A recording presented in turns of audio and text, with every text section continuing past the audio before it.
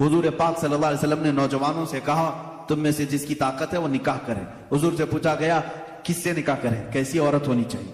نکاح سے پہلے کے معاملات, عورت کو تلاش کرنا یہ اہم مسئلہ ہے. ضرور اس چیز میں اپنا وقت لگائیں. میں نہیں کہتا کہ تلاشنا نہیں چاہیے, تلاشیں, اس لیے کہ وہ تمہاری نسل اس سے چلنے والی ہے, تمہارا خاندان اس سے آباد ہونے والا ہے.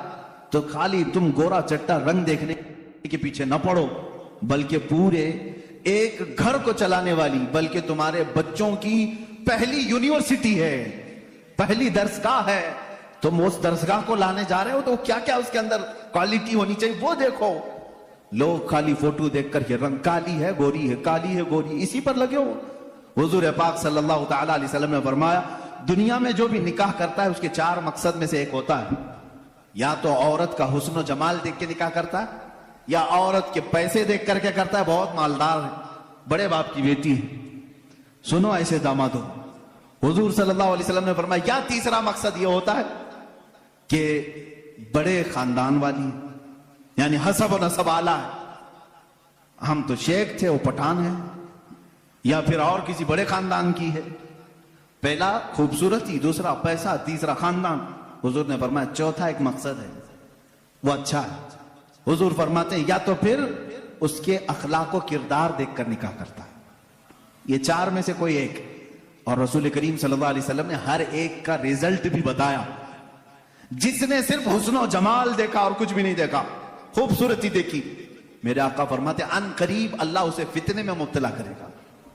فتنے میں مبتلا کیا, وہ خود اپنی بیوی پر شک کرنے لگ جائے گا چند دنوں کے بعد. خوبصورت ہے, پتہ نہیں کون دیکھ رہا ہے میری بیوی کو, ادھر سے چھپاؤ ادھر سے چھپاؤ, اور اگر وہ کہیں نکل گئی تو شک کرنے لگ جائے گا کس سے بات کر کے آئی, کس سے تیرا تعلق ہے, پوری زندگی جہنم بنا کے رکھے, فتنوں میں مبتلا ہو جائے. میں یہ نہیں کہہ رہا کہ خوبصورت لڑکی سے شادی نہیں کرنا چاہیے, کرو, لیکن اس کے ساتھ جو دیکھنے کا حکم ہے وہ بھی دیکھو. خوبصورت عورتیں, خوبصورت لڑکیاں تمہارے لیے نقصان دہ نہیں, اچھی, لیکن اس کے ساتھ جو دیکھنے کا حکم ہے وہ دیکھنا ضروری. میرے آقا صلی اللہ علیہ وسلم نے دوسرے نمبر پر فرمایا جس نے صرف مال دیکھ کر کے نکاح کیا, بہت پیسے والا گھر ہے, نکاح کرو اس سے, کیونکہ نکاح کے ساتھ گاڑی گھوڑا سب آئے گا. حضور پاک صلی اللہ علیہ وسلم فرماتے ہیں ان قریب اللہ اسے فقیر بنا دے گا, اسے محتاج بنا دے گا. ایسے دامادوں کو دیکھا ہے ہم نے, ہر ایک سے قرضے لیتے رہتے ہیں. ہاں سسور سے تو ملا ہی تھا لیکن برکت کچھ نہیں ہوئی, پھر اس سے 4, اس سے 4, اس سے 4, قرضے میں ہی ڈوبا. اور یہ قرض کی لعنت اس کی ختم نہیں ہوتی. ڈھونڈ کے دیکھو ایسے بہت داماد ملیں گے, یا تو پھر وہ گھر جمائی بنیں گے. تیسرا جو بڑے خاندان کو دیکھا, حضور پاک صلی اللہ علیہ وسلم فرماتے ہیں اللہ اسے رسوا کر دے گا, وہ ذلیل ہو جائے گا لوگوں میں. ہاں جس نے اخلاق و کردار دیکھا, عورت کے اچھے اخلاق و کردار, اس کی دینداری دیکھا, حضور فرماتے ہیں اللہ اسے دنیا میں بھی برکت دے گا, آخرت میں بھی برکت دے گا. اب اس کے ساتھ پلس کیا ہے, نمبر 1 تم نے دین دیکھا, اخلاق و کردار دیکھا, اس کے ساتھ حسن و جمال بھی مل گیا تو بونس ہے تمہاری, ساتھ میں مالدار بھی ملی تو بھی پلس پوائنٹ ہے, بڑے خاندان والی بھی ملی تو اور اچھا ہے, سونے پہ سہاگا. ہاں لیکن نمبر 1 سب سے پہلی چیز اس کی دینداری.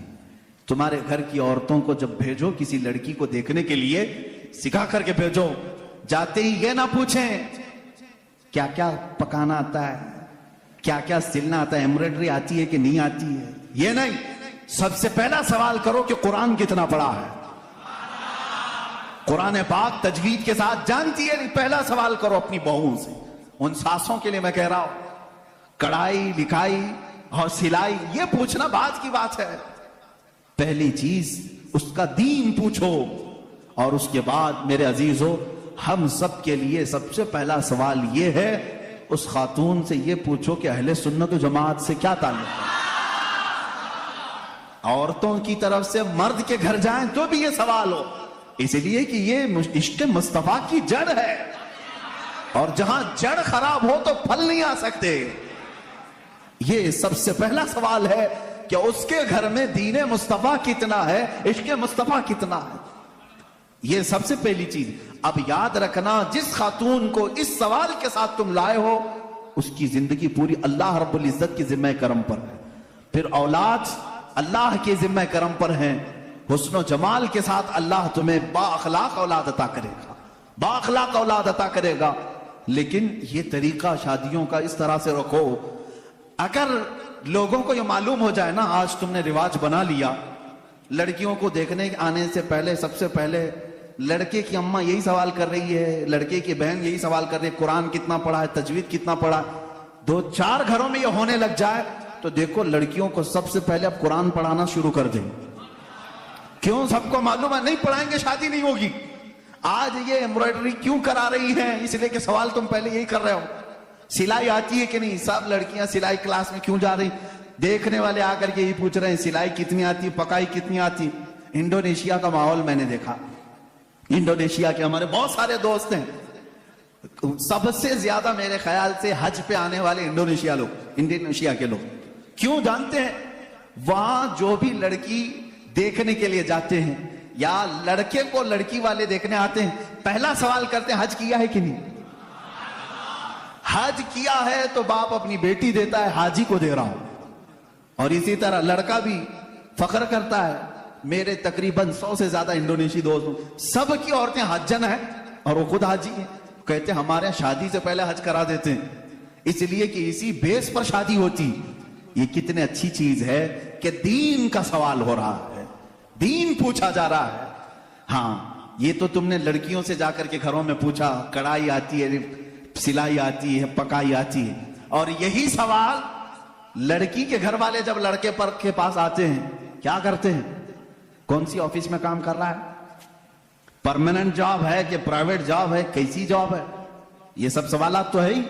لیکن دھیمے دھیمے پراپرٹی بھی پوچھتے ہیں کہاں کہاں ہے, کتنی جائیداد ہے. خود ڈائریکٹ نہ پوچھے تو کسی سے پوچھوا لیں باپ کی کتنی جائیداد ہے. یہ سوالات ہیں. ان بیسس پر, ان بنیادوں پر جب شادیاں ہوں گی تو خرافات نہیں تو اور کیا ہوگا. اسلام کی جو مقدس شادیاں تھیں وہ کس بنیاد پر ہوتی تھی جانتے؟ ایک واقعہ میں سناتا ہوں تمہیں. شاہ کرمان بڑے بزرگ ہیں, بڑے صاحب کشف بزرگ کرمان کے, ان کے متعلق یہ روایت ہے. وہ مالدار بھی تھے, اپنے وطن کے سردار بھی تھے. ایک دن مسجد میں آئے, دیکھا ایک نوجوان ہے, سیدھا سادہ ہے, مسجد میں بیٹھا ہے, اعتکاف میں لگا ہے, نمازوں میں. رات کو دیکھا آپ نے آ کر کے قرآن پڑھ رہا, اس کو آبزرو کرتے رہے. تیسرے دن آپ نے آ کر اس سے پوچھا کہ بیٹا تم کہاں سے آئے ہو, کہاں ہے تمہارا گھر؟ کہا بس یہ جھوپڑی ہے. ایک چھپر ڈال کر کے جھوپڑی رکھا تھا. کیا مقصد ہے؟ کہا اللہ کو راضی کرنا ہے, بس اللہ راضی ہو جائے, میں اس کے لیے دن رات محنت کر رہا ہوں. شاہ کرمان نے پوچھا تیرے گھر والے شادی وغیرہ؟ کہا نہیں, مجھے کون شادی کر کے دے گا, میں فقیر آدمی, میں نے سوچا بھی نہیں. شاہ کرمان کی بڑی حسین و جمیل بیٹی تھی, ان کے نکاح کے پیغامات شہزادوں سے آئے تھے, آپ نے دیا نہیں تھا بیٹی. شاہ کرمان نے کہا میری بیٹی ہے, کیا میں تجھ سے نکاح کر دوں؟ اس نے کہا آپ بڑا رسک اٹھا رہے ہو, میرے پاس کیا ہے, میں دن بھر تھوڑی محنت کرتا ہوں, تھوڑا کھانے پینے کا مل جائے اسی پر میں گزارا کرتا ہوں, باقی میں اللہ کے لیے وقت نکال لیتا ہوں, اتنا کماتا ہوں جتنا کھانے کے لیے ہو جاتا ہے بس. شاہ کرمان نے کہا میں راضی ہوں. اس نے کہا پھر سوچ لیں آپ, میرا گھر دیکھ لیں. کہا میں تجھے دیکھ لیا بس کافی. گھر کہاں ہے تیرا؟ وہ نہیں. اپنی بیٹی سے جا کر کے کہا ایک حسین شہزادہ میں نے تیرے لیے ڈھونڈ لیا. بیٹی بھی ایسی نہیں کہ چنچل ہو, حسن کی پری ہو تو ناٹک اور نخرے آ جائے نا. شاہ کرمان کی بیٹی تھی. کہا بابا جان آپ نے جو فیصلہ کیا وہ بالکل صحیح ہو. کہاں گھر ہے؟ کہا جھوپڑی میں ہے ایک, بس جو پھڑ لگا کر کے درختوں کے وہ ایک جھوپڑی بنایا ہوا. یہ شاہ کرمان کی بیٹی, وقت کے فرما روا وہاں کے سردار اور حاکم کی بیٹی تیار ہے. آپ نے ضرور اس نوجوان میں کوئی تقوی دیکھا ہو. کہا ہاں. مغرب میں آئے, مسجد میں نکاح ہو گیا. مسجد میں نکاح ہو گیا اور دولہے سے کہا آجا اپنے گھر, ہمارے گھر کھانا کھا لے, اور اپنی دلہن کو لے کر اپنے گھر چلا. نہایت سادگی سے شادی. دولہے کی طرف سے کوئی نہیں, مسجد کے جو نمازی تھے وہی آئے. دلہن کے گھر پہنچے, شاہ کرمان کی بیٹی کے ہاں دعوت ہوئی, रात को दुल्हन को लेकर ये आए झोपड़ी में सिर्फ एक बिस्तरा लगा था, पर्दे का दरवाजा था, पर्दा गिराया और एक सुराही पानी की रखी हुई, जिसमें मटका जिसको कहें आप, उस पर एक आधी रोटी रखी हुई है सूखी। खातून आई, सबसे पहले पूरी झोपड़ी को देखती रही और उसके बाद पूछी ये रोटी किस चीज की है? कहा आज कमाई के लिए नहीं गया, आज शादी थी तो आज आधी रोटी खाया हूं, कल के लिए इसको रखा हूं, आधी रोटी बचाकर कल के लिए रखा हूं। वो रोने लगी। खातून कहती मुझे लगता है मेरे बाप ने गलत फैसला किया, मैंने तेरी बड़ी तारीफ सुनी थी। वो नौजवान कहता है मुझे मालूम था बड़े घर की औरतें हमारे साथ कैसे रह सकती हैं, तुम बड़े बाप की बेटी हो। वो शहजादी कहने लगी ना, बड़े बाप की बेटी बड़े घर की तमन्ना नहीं कर रही है, मुझे मेरे बाप ने कनाअत और तवक्कुल सिखाया है अल्लाह की जात पर। मुझे इस बात का एहसास हो रहा है कि मेरा निकाह मेरे बाप ने उस शोहर के साथ किया जो आज खा करके कल के लिए बचा रहा है। क्या तेरा इतना यकीन नहीं जो आज आधी रोटी दे सकता है वो कल भी तेरा रिस्क देगा? तवक्कुल तेरा क्यों नहीं अल्लाह की जात पर कि आज जो तुझे खिलाया वो कल भी खिलाएगा? तूने बचा करके इस तरह रखा तो मुझे एहसास हुआ। मेरे अजीजों, ये है वो इस्लामी शादियां, नौजवान इतना परहेजगार कि आई हुई खातून उससे बड़ी परहेजगार, उससे बड़ी मुतवक्किला, अल्लाह की जात पर यकीन रखने वाली। यहां सारी चीजें मैंने इसलिए सुनाए नौजवानों, जिंदगी सिर्फ हंसी खुशी खेल कूद पिकनिक सैर सपाटे के नाम नहीं, एक दूसरे की जिंदगियों में उतर जाने का नाम है। एक बहुत ही एतमाद के रिश्ते का नाम है, दोनों के दरमियान इतना एतमाद हो, इतना भरोसा हो। अब शोहर और बीवी का भरोसा एक और भी बात मैं बताऊं, बीवियां भी सुन रही होंगी, औरतें, जो औरत अपने मर्द से मोहब्बत करती है और जो मर्द अपनी औरत से मोहब्बत करता है, सिर्फ मोहब्बत करने वालों के लिए पैगाम, क्या तुम ये चाहते हो कि तुम्हारी बीवी हमेशा तुम्हारे साथ रहे? या हो सकता है आप डर करके बोले या खुशी से बोले, कुछ भी बोलो आप, लेकिन जो मोहब्बत करने वाला वो कहेगा हाँ मुझे तो रहना है। बाकी जिसके लिए आफत है वो तो कुछ भी बोलेगा। औरतें जो मोहब्बत करने वाली, मैं ये कहूंगा, क्या तुम चाहती हो कि तुम्हारा शौहर भी हमेशा तुमसे मोहब्बत करे और तुम हमेशा उसके साथ रहना चाहती हो? तो मेरे अजीजों, बुजुर्गों ने लिखा है, वो कितने बेवकूफ हैं वो लोग जो आपस में एक दूसरे से मोहब्बत करते हैं। दुनिया में हर औरत चाहती है कि मेरा शौहर छोड़ के कहीं ना जाए, मर्द ये चाहता है कि मेरी औरत मेरे अलावा किसी और को न देखे।